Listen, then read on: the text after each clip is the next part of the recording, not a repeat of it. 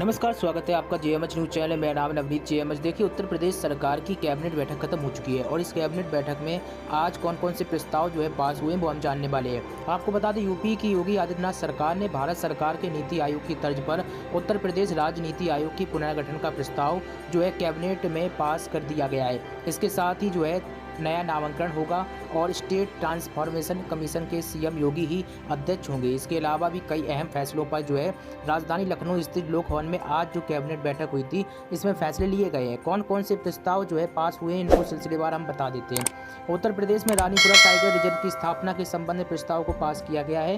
दूसरा प्रस्ताव, नगरपालिका परिषद मुजफ्फरनगर का सीमा विस्तार किया गया है। उत्तर प्रदेश राज्य में उप निबंधक कार्यालयों में पंजीकृत विलेखों का जो है डिजिटलाइजेशन किया जाएगा।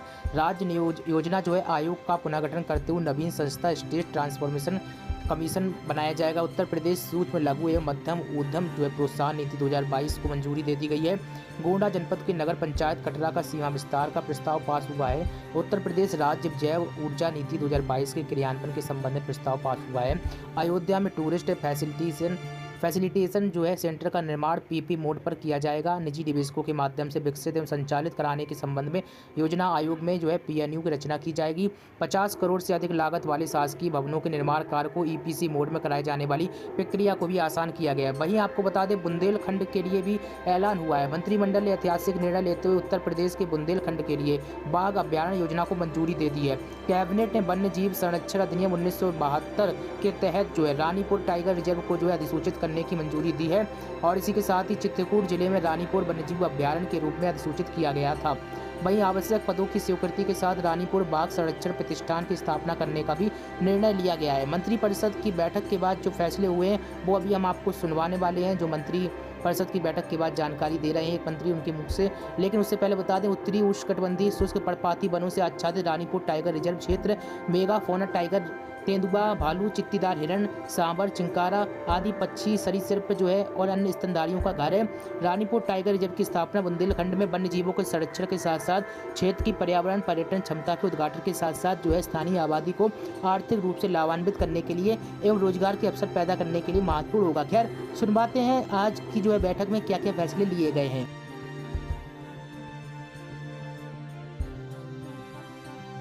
जैव ऊर्जा का उत्पादन पर्यावरण की दृष्टि से बहुत अच्छा है। आपने सुना होगा, किसान जो पराली जलाते हैं या पराली जलाने के लिए जो मजबूर हो जाते हैं किसान, उससे मुक्ति दिलाने का, उसी तरह से जो कृषि में जो एग्रीकल्चर वेस्ट होता है उसका सदुपयोग हो सके, मंडी से निकलने वाले वेस्ट का सदुपयोग हो सके, नगरीय अर्बन वेस्ट का सदुपयोग हो सके, शुगर मिलों से निकलने वाला जो वेस्ट मटेरियल या बाई प्रोडक्ट्स होते हैं उनका उपयोग हो सके।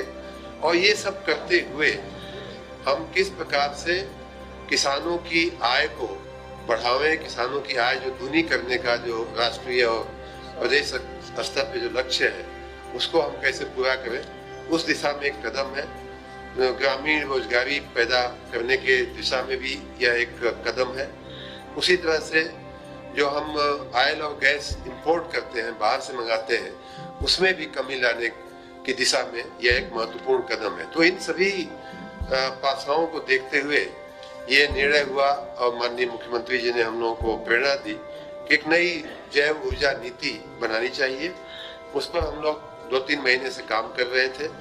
आपको याद होगा कि अगस्त महीने की 11 तारीख को हमने इस अपनी ड्राफ्ट जो पॉलिसी थी उसे हमने वेबसाइट पे भी डाला था और उसी के एक दिन पहले ऊर्जा विभाग का एक बड़ा वर्कशॉप हुआ था, उसमें भी इसको विस्तृत चर्चा में हम ले गए थे और पूरे देश के जो एक्सपर्ट थे उन सबका सुझाव लेकर के माननीय मुख्यमंत्री जी के को भी प्रेजेंटेशन किया गया, उनका भी अलग से मार्गदर्शन लेते हुए इस नीति को हमने आखिरी किया है, जिसमें 3 भागों में, एक तो कंप्रेस्ड बायोगैस प्लांट लगाने की हम लोग व्यवस्था कर रहे हैं, दूसरा बायोडीजल की व्यवस्था के उत्पादन की व्यवस्था कर रहे हैं और उसी तरह से बायो ब्रिकेट जिसको कहते हैं, बायो कोल भी जिसको कहते हैं, पैलेट बनाने की भी हम व्यवस्था कर रहे हैं।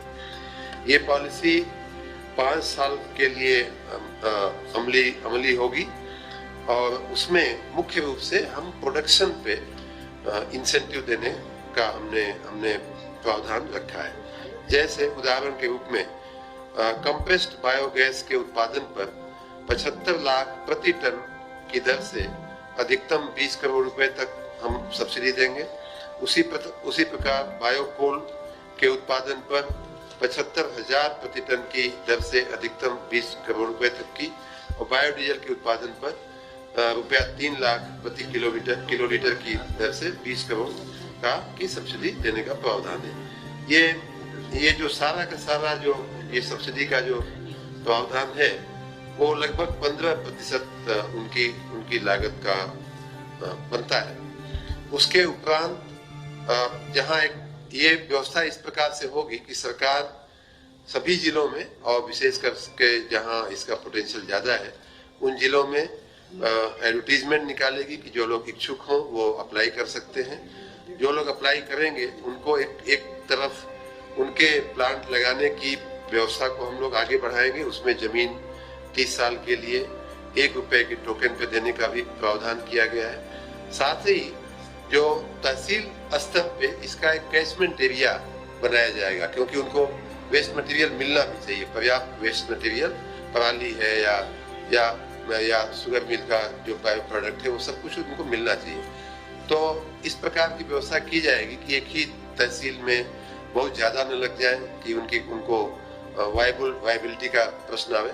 तो उसके लिए डीएम की अध्यक्षता में एक समिति इसकी निगरानी भी करेगी, और साथ में ये जो विभिन्न प्रकार के जो बायो मटेरियल हैं, जो रॉ मटेरियल जिसको कह सकते हैं या वेस्ट मटेरियल है, उस सब का एग्रीगेशन करने के लिए, सबको इकट्ठा करने के लिए ये भी व्यवस्था की गई है कि तहसीलों में इस तरह के हमारे जो फार्मर्स के प्रोड्यूसर ऑर्गेनाइजेशन है, या हमारी मंडी समितियां हैं, या अन्य ऐसे जो सरकारी या पंचायत राज से जुड़े हुई संस्थाएं हैं, वो लोग अगर आगे आते हैं तो उन्हें भी हम प्रोत्साहित करेंगे इस नीति के तहत, जिससे कि वो वेस्ट मटेरियल का या बायो मटेरियल का एग्रीगेशन या इकट्ठा करने की कार्रवाई कर सके। और उस दिशा में उन जो एग्रीगेटर्स हैं उनको भी परिवहन के लिए, उसके स्टोरेज के लिए, भंडारण के लिए और कलेक्शन के लिए, इन तीनों क्षेत्रों में जो संसाधन लगने हैं, जो उनके मशीनरी वगैरह लगनी है, उस पर भी 30% की सब्सिडी देने का प्रावधान हम लोग कर रहे हैं।